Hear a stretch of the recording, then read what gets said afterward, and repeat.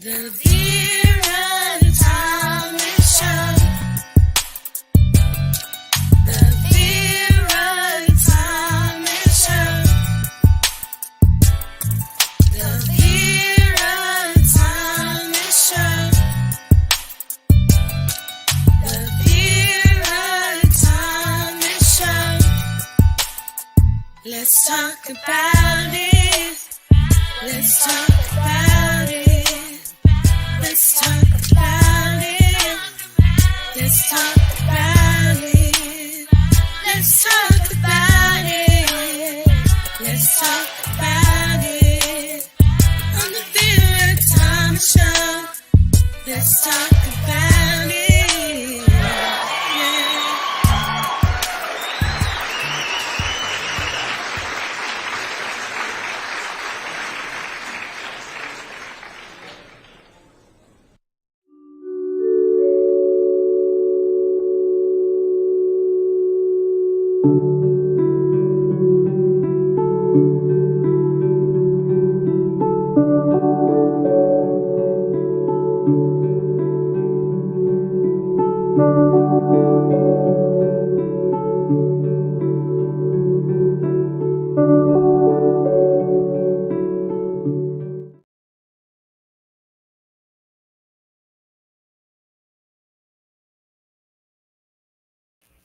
Hello, hello, hello. I am so excited today. We are continuing part two of Stories of Forgiveness. And I'm telling you, I have a guest tonight. Her story is unbelievable. And before I pull everyone up, I'm going to play her video so that you can feel what she's gone through. So give me 1 second here. Let me pull this up so that you can review it.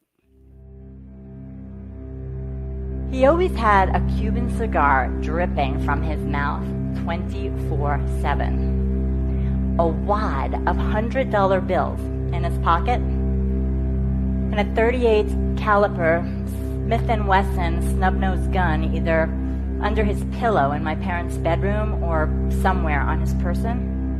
A family that shoots together stays together. Right, Bren? Right, Dad? A family that shoots together stays together. Right, Mom? Mom? Boom! Brenda, an actor has dropped out, and we need another naked dead body for 2 scenes.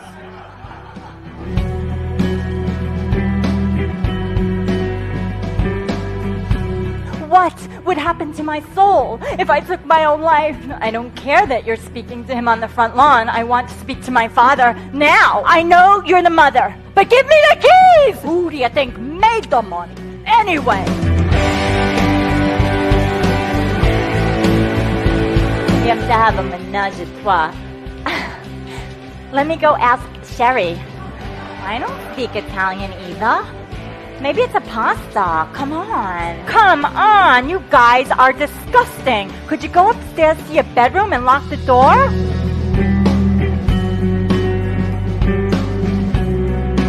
Can I forgive Daddy, or should I hold on to this anger forever? He got a silencer for his gun. Married with mine aunt, my mother's sister? Right here and now, I choose to open my heart again.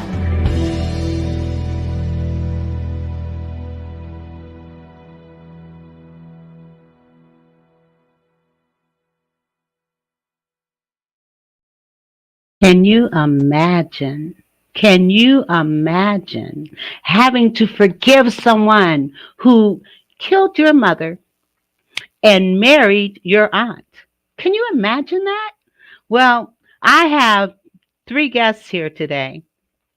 And we're going to be sharing forgiveness stories. 2 of them were with me last week, and they have more forgiveness stories to talk about. So what I'm going to do, I'm going to first pull up Brenda. Hello, Brenda. How are you?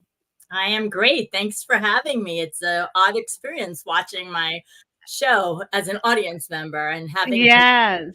myself in a new way. I mean, your story is just absolutely, absolutely unbelievable. And what I'm going to do, I'm going to give you the floor. And I want you to share with our audience a little more about who you are, what you do, and then share this story with us and how it, and just words can't express. And we're talking about forgiveness. How did you find forgiveness? How on How earth? did you find it? Oh my God. Well, anyway, I'm going to come myself and I'm going to give you the floor. I'll tell you. Okay, so my name is Brenda Edelman, and I actually this happened in 1995. My father, who I adored, shot and killed my mother, who was my best friend. And so I lost everything. I lost my family in one night, and then if that wasn't bad enough, he went on and married my aunt, my mother's sister. So I I lost everything. I was depressed. I didn't know how it would go on. And I was an actress at the time. And I started writing down years, though, years went by, got out of my head of I hate him, I love him, I hate him, I love him with my dad, started writing down what I had been through. And when I actually got it out of my head, and I would wake up in the morning after a sleepless night, and I all of a sudden had so much compassion for myself.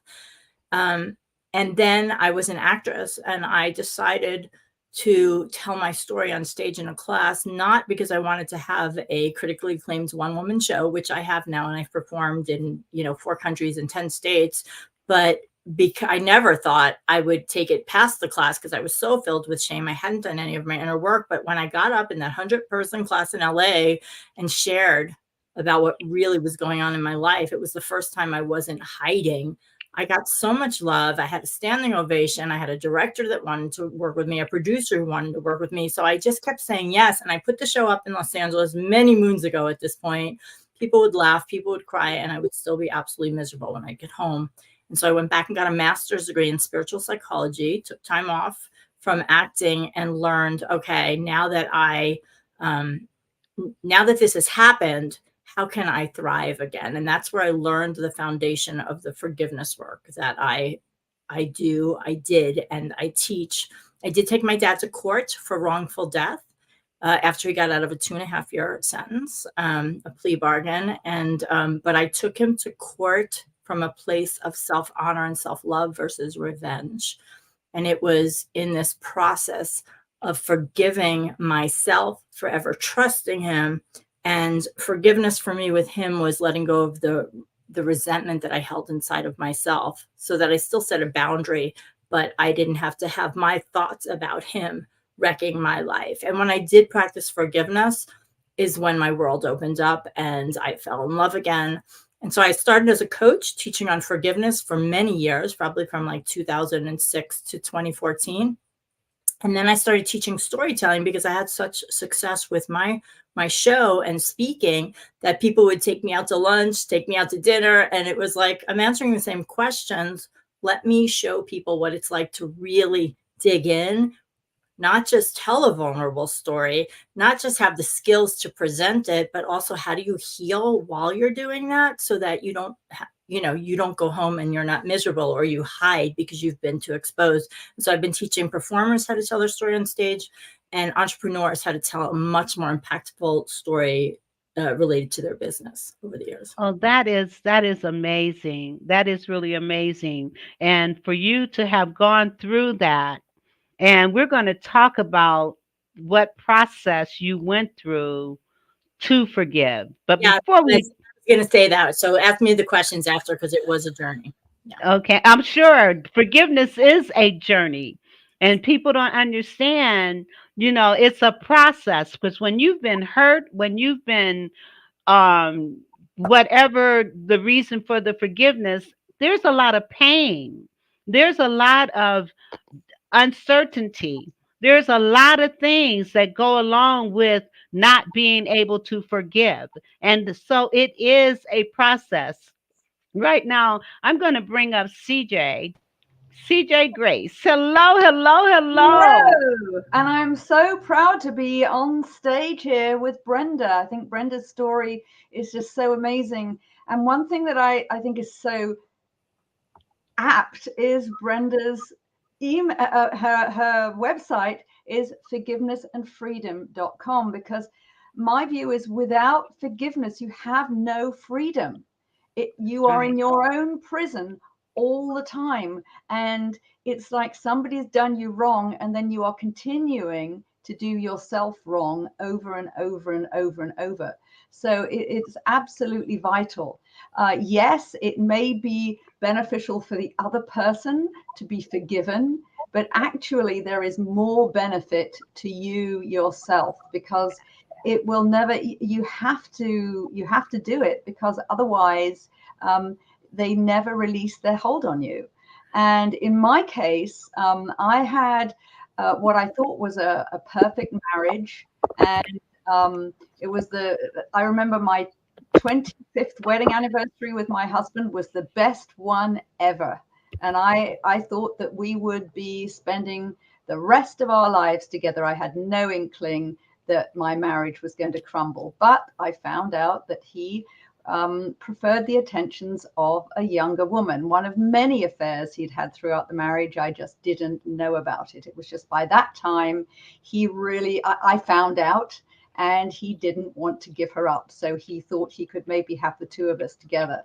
And I thought about that for a while, because I didn't want my marriage to collapse. I mean, did I really want to be a part-time wife? I was talking about this part-time wife position I was offered last week on your show, Vera. But, then shortly after finding out about this infidelity, I got breast cancer.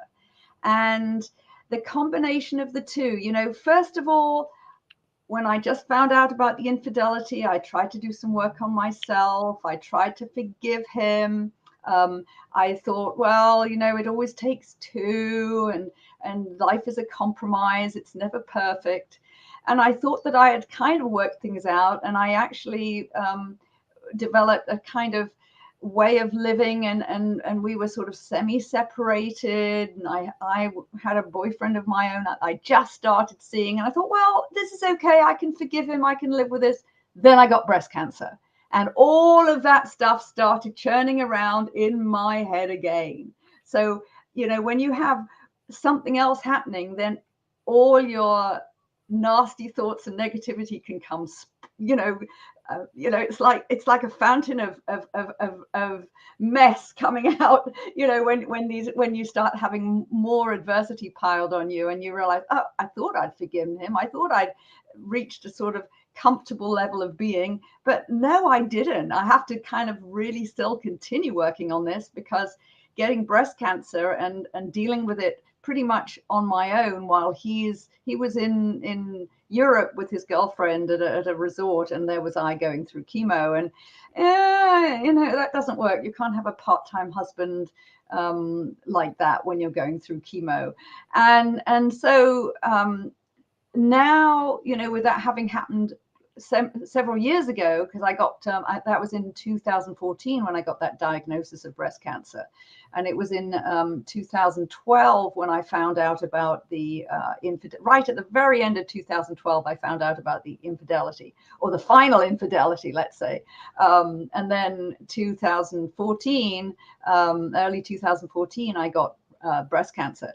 And now I'm very grateful about it all, because regret is not about the past, it's about the present. And if you're happy with the way things are now, you don't regret the past, because it brings you right through to where you are now. And sometimes, adversity, if it doesn't crush you, it makes you stronger. Absolutely. And it brings you to a path. And now I've become an author in my own right. I used to edit his books and proofread his books, my ex-husband's stuff. I was a former BBC journalist before I married him, but I let all my broadcasting work go, by the wayside. When I was married, I was attending to his needs and the children and the house, and I was really sublimating my entire personality in what he needed And I mean, he did some good things in his life. He wasn't 100% bad guy. You know, he was a flawed human being like most of us. And I absolutely did not condone his philandering. But, you know, after we split up, I became me again. I reclaimed my sense of humor. I wrote, first of all, Adulterer's Wife, How to Thrive Whether You Stay or Not. You can see these book covers behind me here.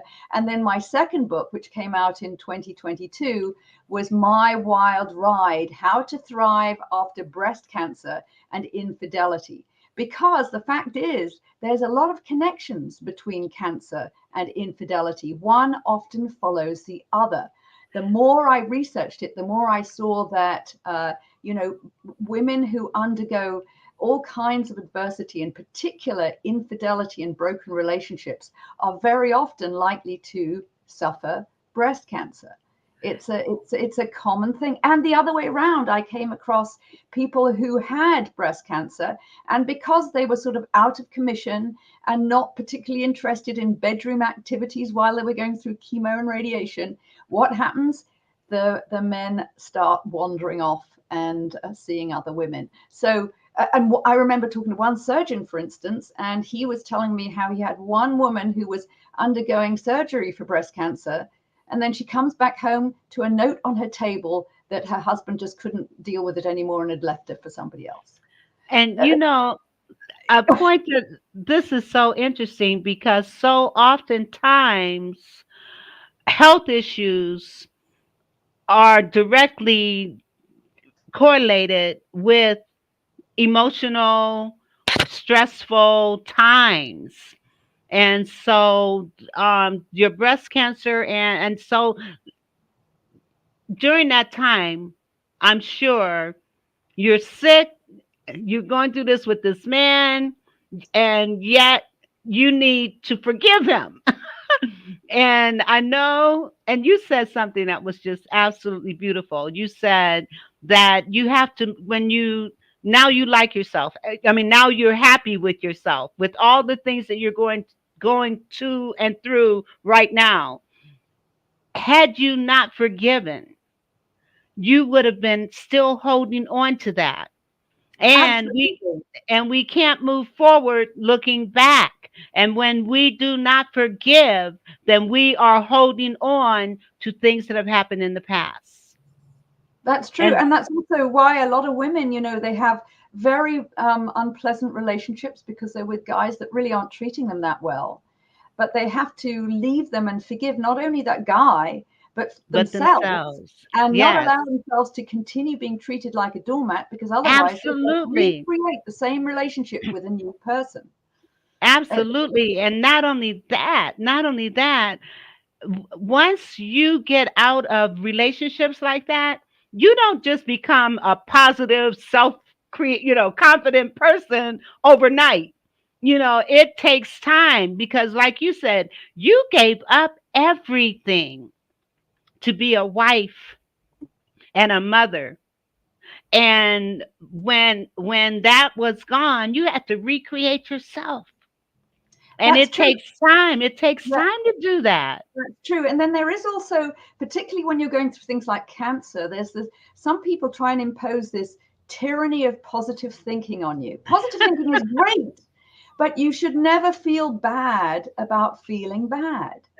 There are always, when you go through cancer, when you go through the breakup of a relationship, you're going to have some dark nights of the soul. You're going to feel like shite. You're going to really not be at your best.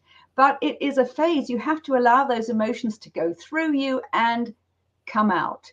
Because if you're just bottling it up with a fake smile on your face, you can just, you aren't going to be a happy person. You're Right. pleasing other people. Other people are thinking, oh, look what an upbeat person they are. They're so good. They're managing to get through it. Stiff upper lip. Yes, that's keep calm and carry on. Very, very British. But Yeah. you know, you can have a smile on your face and look fabulous to other people and still be so depressed that you end up committing suicide. And You've got you to go get through. through it yourself. You've got to get through uh, the dark and to get to the light. I would like ab- to add something too after you. Go ahead. Well, Uh, I was just going to say that you go through stages of grief. You know, with that illness, you're going through grief. With a divorce or uh, infidelity or whatever it is you're going through, you go through stages of grief. And so it's natural to be down, to be in denial, to be angry, depressed, and all of those things to get over on the other side. I'm sorry, Brenda, go ahead. No, no. It's adding to that, that false positivity, because I know that I am, after what happened in my life, I was like, well, I just have to forgive my father, or, spiritual bypass. I just have to forgive him because I'm not going to bring my mother back. But the problem was that, and it's why my book is My Father Killed My Mother and Married My Aunt, Forgiving the Unforgivable. But it has my 3-step forgiveness process in it. And in that first step, which is moving out of denial into acceptance of what is, I have several exercises. And one of them is healthy release of anger work, because I feel like I was depressed for as long as I was because I kept squashing, right? We're taught, especially as women, to be nice, to be like, well, you can't do something about that, so just squash it. And so it's really important to do freeform writing, go to I went to a primal scream workshop. I went for my master's in spiritual psychology. I couldn't even get to the depth of my anger for 2 years because I kept pushing and pushing it. And of course, the healing started when I released it and said, oh, now I don't have to I don't have to do other things so that I don't face the anger, which could lead Yes. to addictions and things like that. And that's why people get sick, because they hold it in instead of Absolutely. Absolutely. What go if you don't pull it out, if it doesn't come out and it stays in, you can't help but be sick. well, if you're Because you have because of relationships, because you can't have people come close, or you're mean to the people who don't deserve it because you're upset about something else, and I want you to indicate those 3 things again so that I can put them in the chat. And we have another guest. Let me pull her up right quick. Didn't forget about you, Ariel. I did not. Before before I have you speak, Brenda, can you give me those 3 points? Were there 3 things? I don't even know what I said. That you have to get, like, if Yeah. Yes. something, you have to get rid of the anger. You have to first bring it up in a safe way, because we're often taught not to. So there's something called freeform writing, where you can just literally write out your emotions. But it took me to go to a primal scream workshop after 2 years of a master's degree and other soul retrieval, cutting the cord, to see other people being like, I effing hate you, like really get to it, because otherwise it's stuck inside you, Yes. That was one, Yes. going to a therapist that focuses on anger, because a lot of therapists will access you out of your emotions because they don't know how to handle their own emotions. Some, I won't be completely general, if they're not, there's a lot of therapy. I'm so grateful I went to therapy too, but they access you out of those emotions because they don't know how to handle it. So that's why you want to go to a therapist for that. Yeah, I was just co-hosting a show today on emotional intelligence and how important that is. And where forgiveness is concerned, it ties in with it as well. Now, Ariel, thank you for being here. And the video that you just saw that started the show was created by Ariel. Ariel, share with us your one of your forgiveness stories and what you did and how you overcame. Yeah, sure. So, I started off with cystic fibrosis. I was born with it, and it's a pretty bad lung disease. And I also had heart surgery, open heart surgery, and I died for like 10 minutes. And it was difficult for me to overcome not living a normal life. I was always in the hospitals, and I had to grow to like myself the way that I was. I had to love myself the way that I was, regardless of any condition that I had, even if I looked different, because I didn't always look the way that I do now. I had to grow into the person that I am. But I also knew at a young age that I didn't have to feel the way that I felt, but I could also create my future. And that's where I started creating this mindset Um, Now, having that mindset towards my sickness, I do believe it has a lot to do with the fact that I was always trying to create the reality that I had in my head. So I knew that I could have children. I knew that I would have health. I knew that I wouldn't have to get a lung transplant, not because I can predict the future, but because I was doing all the things that I needed to do to be able to have the future that I desired. I worked really hard every day with my physical health. I tried all kinds of different ways to heal myself holistically, um, because of the effects that the pharmaceutical pills would cause on me, would contradict everything that I was doing. So I found an alternative. And that's where I began to have the mindset of there's always a way. There's always something that you can create as long as you are connected with yourself and you know exactly what it is that your body is trying to tell you. And Uh, I grew into my, yeah, go I ahead. wanted to ask you, so a part of forgiveness that you had to go through had to do with forgiving yourself. Is that a part of your forgiveness story as well? Yeah, Oh, yeah, okay. Yeah, yes. So it can be.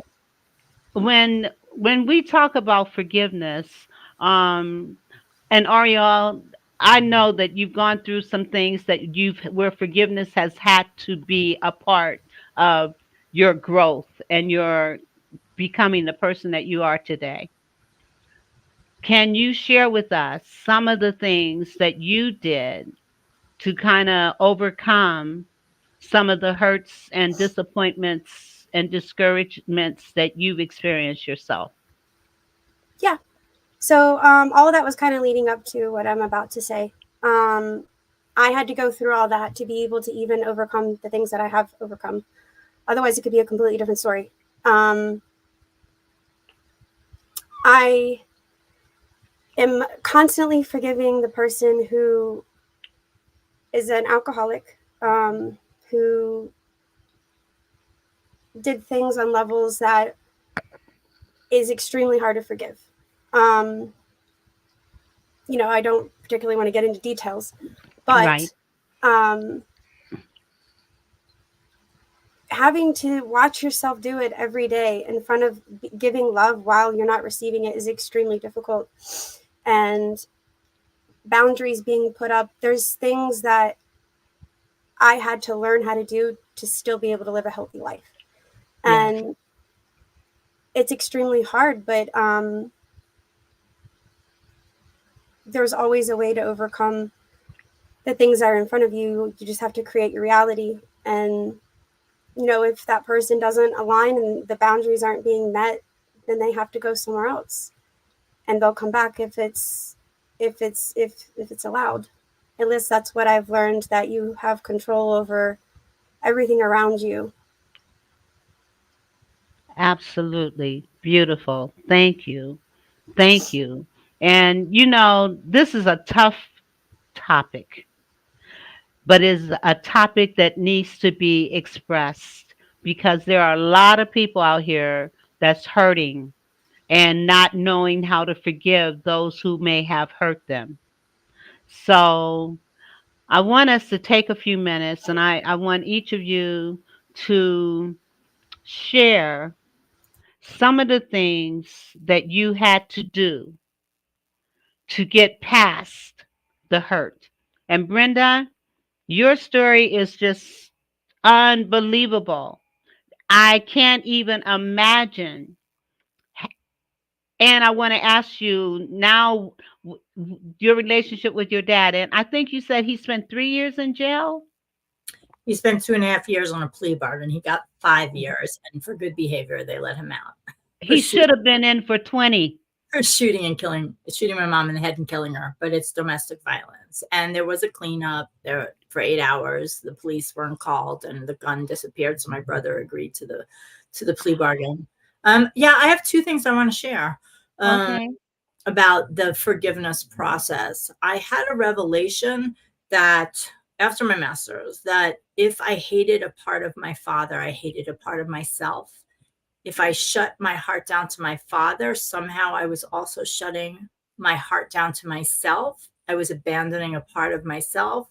And I was also having that shut down with other people. And so for me, I did a lot of inner child work, like parenting myself, being the father to myself, being the mother to myself that I didn't have, the good qualities. And I also did a ceremony of release. I went to the top of a mountain, and I had a hat of my dad's. So it was a ceremony, and I threw it over the mountaintop after expressing a poem about that oneness with us. So that was one way that I actually kind of solidified or got to another level of healing by doing that ceremony. And then years later, and I teach my clients not, to actually release it, because even if someone is like passed on or they're in another state, you think they don't affect you. But if you hold on to that righteous anger, it affects you. And so I remember it was like, I don't know, 6 years ago or something like that. I was driving from, I think it was San Diego to Los Angeles or the other way around. And my aunt, who I'm very close with, who didn't marry my father, called me and said that my aunt had died. And my father died many years ago. My aunt who had married my father. And I was like, whatever. And, people have called me like the queen of forgiveness, this and that. That was not very queenly. And so what happened was right after she hung up, I literally felt my mother's presence on the other side, just welcoming her sister over to the other side with love and openness. And I thought, damn, I did that thing I tell my clients not to do. Like unconsciously, I held on to that anger toward my aunt for my mother, as if my mother was still like upset about the betrayal. And I realized that I could just let that go, that in spirit, there is none of that, Wow. That is beautiful. And so you were able to forgive, actually, you were able to forgive your aunt through your mother. Yeah. For my love for my mother. And Oh, yes. And there was a lot of self-forgiveness because I trusted my dad, like all that stuff that comes forward. But really the key is to forgive ourselves, because we can only forgive someone else the level we forgive ourselves for. Like, of course, in the advanced course, there's no forgiveness that's needed, but still it's kind of like love. You can only love someone as much as you can love yourself. So absolutely. Beautiful. Absolutely. CJ Grace. I think you have to understand that forgiveness is not condoning the behavior. You can still say, no, that's never going to happen to me again. But the trouble is, and what the mantra was of my Adulterer's Wife book, How to Thrive Whether You Stay or Not, is that the best revenge is to get past the need for it. Because revenge, resentment, these are all such toxic emotions. I know that there's a wonderful quote which says that resentment is like drinking poison and expecting the other person to die. I think Wow. that Say that again. Say that again. resentment is like drinking poison and expecting the other person to die. That actually came from St. Augustine a long time ago. It's a pretty old quote, but a lot of people have put it in their books. I know that Carrie Fisher, for instance, put it in one of her nonfiction books. But it is so true. You've got to realize that it is not going to serve you. And in my case, this was the father of my kids. I was going to have to be interacting with my grown kids. Was I going to be bad rapping their father to them all the time and telling them what a nasty piece of work he was? How would that make them feel? And why would I want to do that? So you have to get through it. It's just, I suppose I'm a very pragmatic person, and it came to me as a very obvious thing when I looked online and saw all this vitriol. There's so many vitriolic sites that are sort of based on, wow, look at this amazing resentment story, this amazing revenge story that I had on my my cheating spouse. One of the ones that I know from a friend of mine who was in Jerome, Arizona. So there was a contractor who found out that his wife was unfaithful. And what did he do? He filled her car with cement. Oh my God. A story. I mean, it's a great form of revenge, but where do you go after that? What if you need to Right. negotiate about custody of the kids, or find out passwords to the bank accounts, or anything, and or carry on a relationship of any kind whatsoever? How do you go forward after filling your unfaithful spouse's car with cement? It's Right. very easy. So you just have to find ways, and I did a lot of work on myself. Some of it was a lot of alternative work, a lot of spiritual work. I was very lucky to have a lot of friends who were in the counseling field who gave me a lot of very valuable advice. I didn't go and see a paid counselor. Some people need to do that. But I had this sort of 6-part program that got me through, and it made a big difference. You have to have confidants and mentors. That's very important. You have to have a community of friends. You have to have laughter therapy, because laughter is the best medicine for everything in life. Yes. You can see Yes. the absurdity of life, that everything that happens to you is one big cosmic joke. It's not necessary, and you may be the butt of that joke, but it's still a cosmic joke.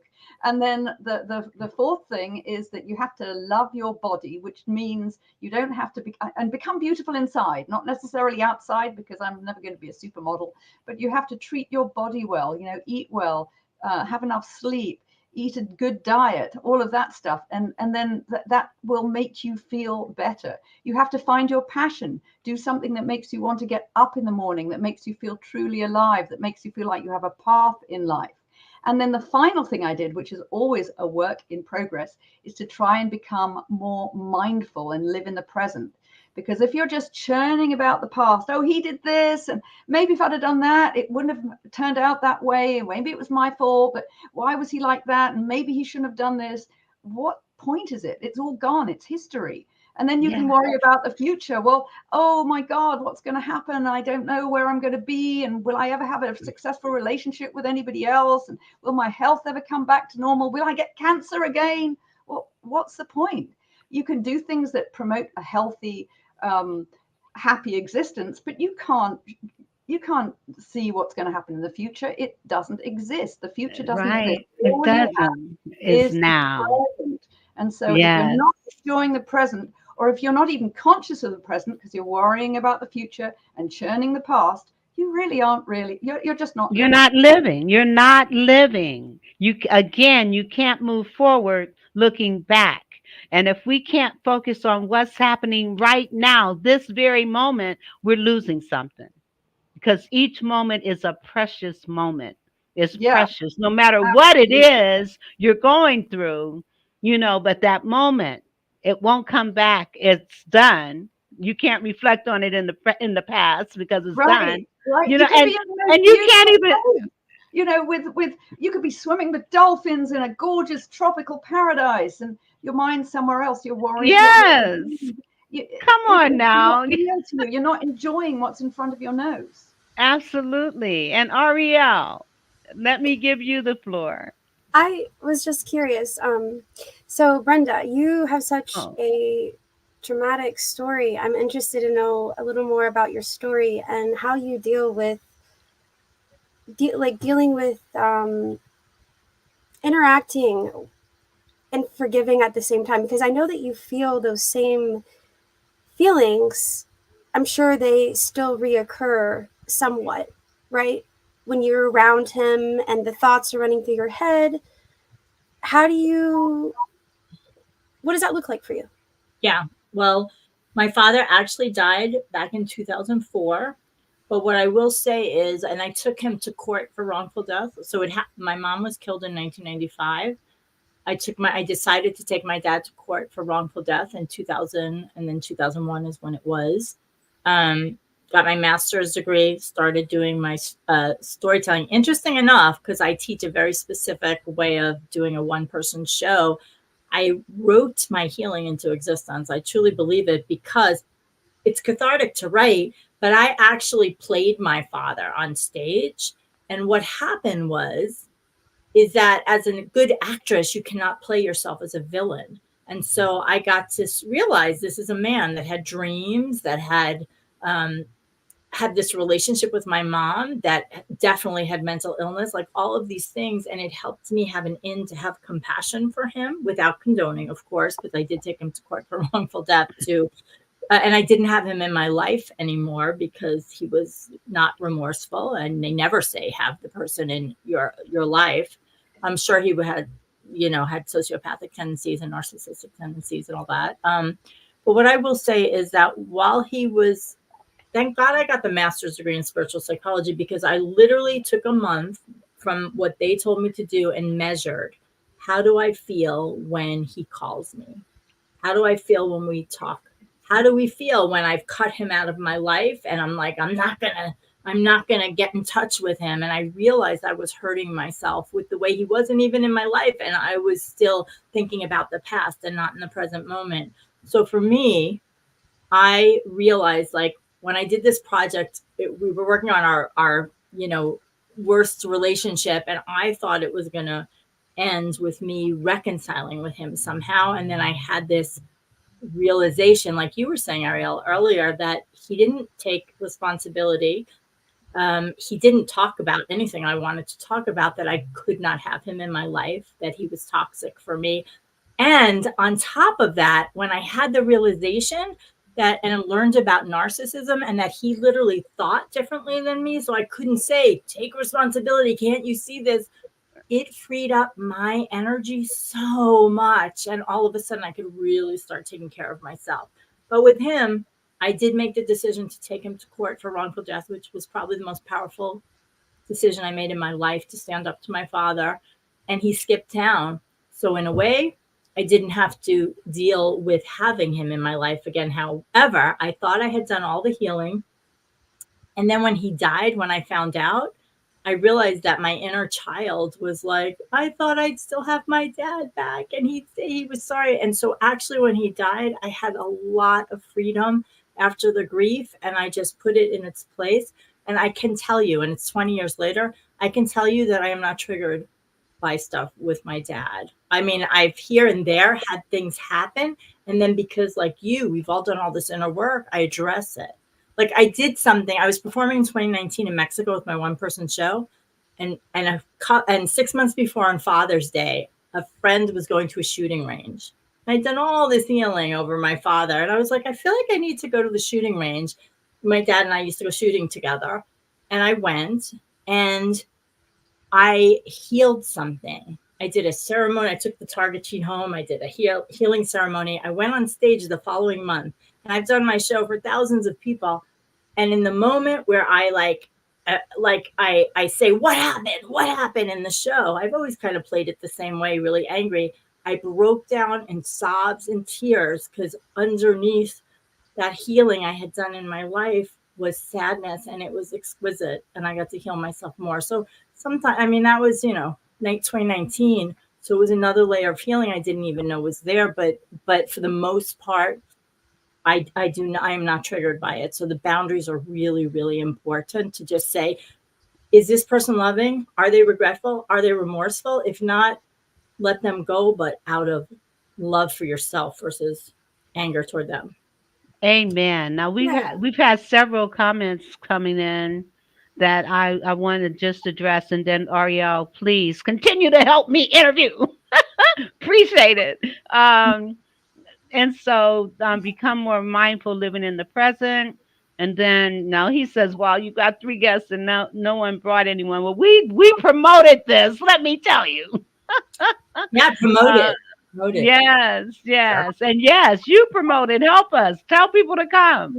And then when you were saying your dad never apologized or any of that, they never say sorry, especially if they're not narcissistic.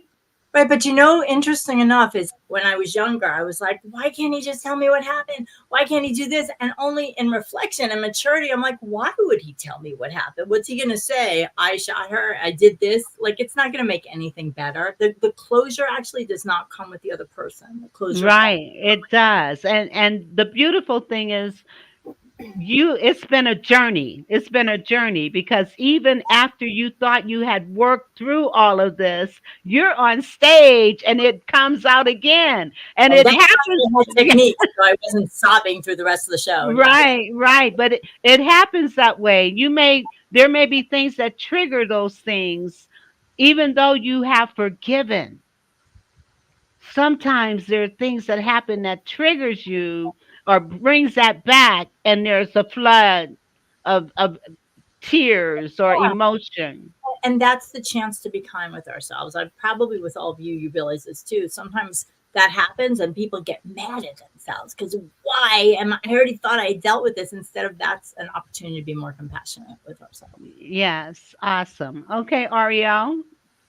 No, I love everything. I think it's beautiful because it's what I see is you have created your reality, your peace. Like you found a way to create it in the middle of complete chaos, in the middle of just hatefulness and destructiveness, destroying someone that you love, but you found a way to create the reality that you deserve. And that's beautiful because, you know, we struggle to be able to do that because of what the world is constantly telling us how we should perceive things or telling us what we are thinking and how we're feeling. And the ability to be aware as you are and learn exactly, well, you're telling me this, but I'm too aware of what I'm feeling, so you can't alter and shift all of my thoughts because I'm too aware. Yeah. And that gives you power. So Absolutely. Beautiful. One of the things I want you guys to talk about, because both of you, all of you, well, CJ, you and Brenda had mentioned boundaries. And so when forgiving or when, and you talked about women that stay in these things knowing that it's not the best thing for them, but yet they're there. And I know, CJ, you said that your ex-husband, he had done this over and over again. Now, you may not have been aware of all the times that he did it, but you were there. You stayed with him. And then finally, that was it. So, Brenda and CJ and Ariel, if you can just kind of share the boundaries, and when do you get to the point where you say, okay, I've got to forgive, but I got to move on? When do you do that? it is really hard to do it on your own when you've been trained to be in a relationship where you've lost a bit of yourself. For me, my father being the father figure, being daddy's little girl, even though I was an adult, what I will say is that I wish I could say I was just so self-aware back then and I just said, you know what, this doesn't work for me. It wasn't. It was like a last straw thing. I was talking to him after he got out of prison and he mentioned that he was going to take me to court to get some of the money I got in my inheritance because by New York law, 1/3 was owed to him. And I just remember, like, if I could have dropped to my knees, I would have, just my jaw dropping and thinking, this man is so toxic. He tried to kind of manipulate me to be back in his life. And my brother had wanted to take him to court for years. And I just remember I hung up the phone with him. I called my attorney and said I was ready to take my father to court for wrongful death with my brother. And so that was where boundary came in. A really strong boundary came in. It's a matter of separating yourself from what you've been trained to be for this other person, I feel like.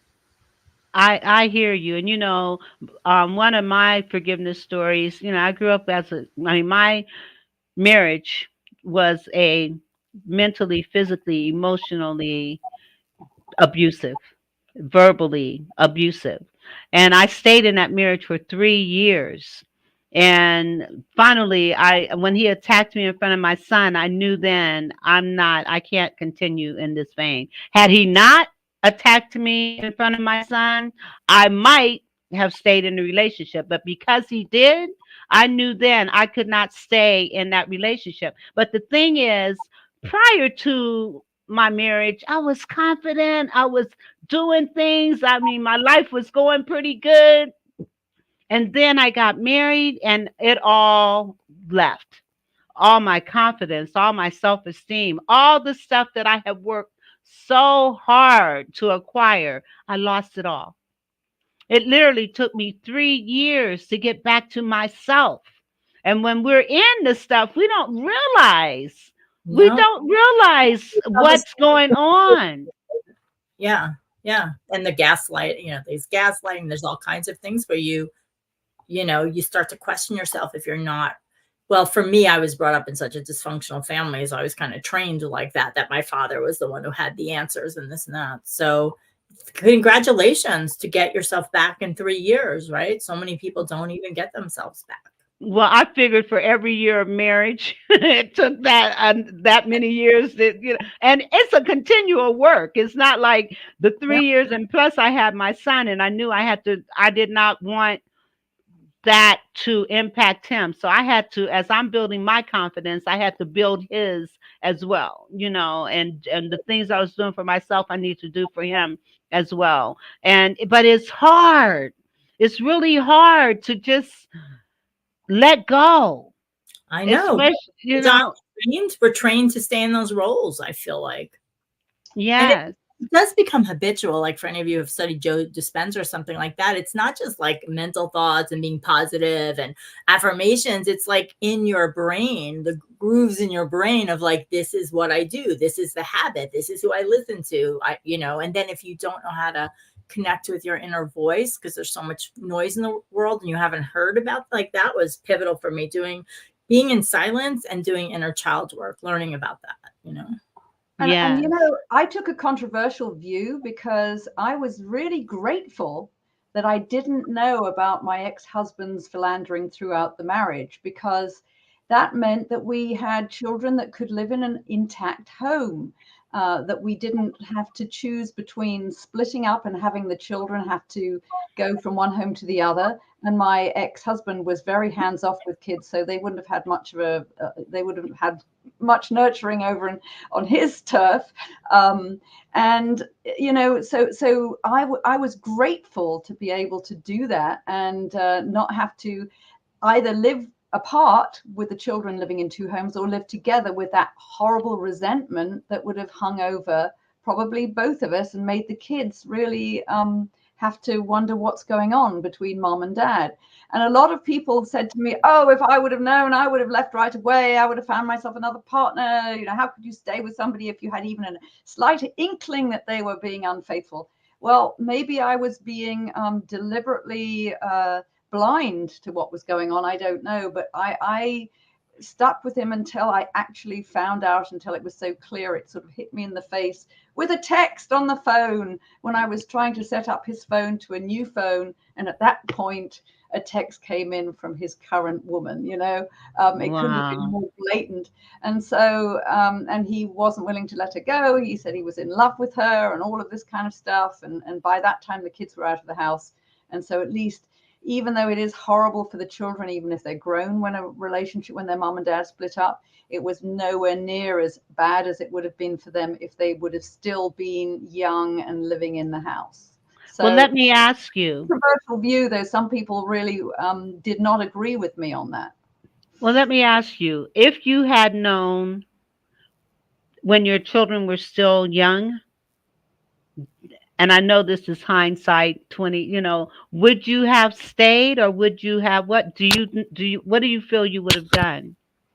Well, if he would have dumped the woman, yes. I mean, even in this final affair, with the final affair, if he would have agreed to dump the woman and no longer have a sexual relationship with her or whatever, I would have stayed, and it would have been a mistake. It would have been a mistake because I am so much happier on my own. I don't regret the marriage. I have 2 great grown kids. There were some good things that we shared together when we were married. We were married maybe over nearly 30 years. But I don't know. It's a very difficult question. I would have probably wanted to preserve the marriage. And who knows if I would have tried to work out some kind of arrangement, even if he was still seeing this person. It wouldn't have been a happy situation. And I know, And for example, a lot of celebrities do that. The celebrity wives find out about the guys philandering, and most of them are philandering, and most of the time, I believe, in the celebrity world. And then they yes, just put up with it because they have a standard of living, they have a house, they have their kids, they have their life, and they don't really want to give it up. It has to get to a level where it's just intolerable, and then they leave. And as I said, I'm grateful that I didn't have to make that decision, because it would have been a very difficult and unpleasant one, and it would not have benefited the children. Whichever decision I made, it would not have been as good for the kids as it would have been not knowing and growing up in an intact home. That's my view.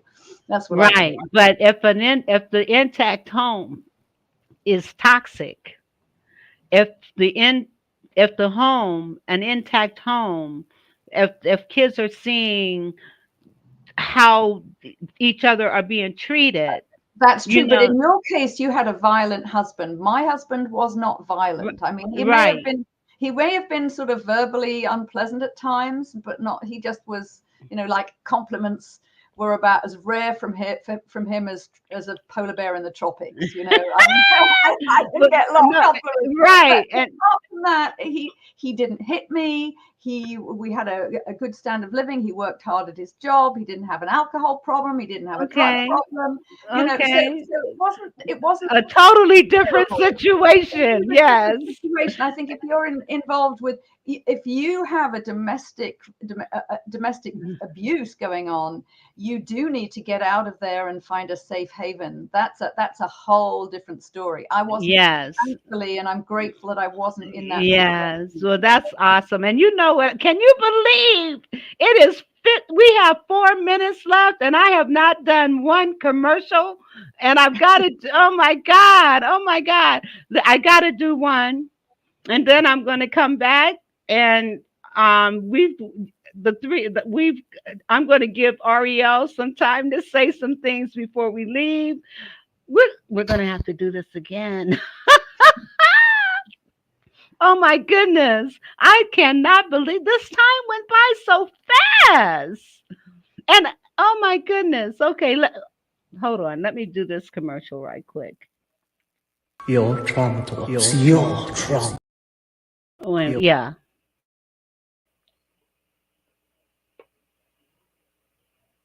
Your trauma talk. Your trauma talk.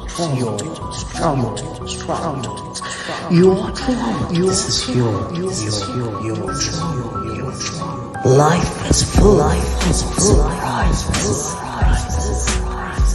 But you, because your trauma is your fault. Life has kicked you to the curb, but you have picked yourself up many times, because your trauma is yours. Your trauma, mental health, your trauma city, where you will be set to stage and tell your trauma. That was traumatic.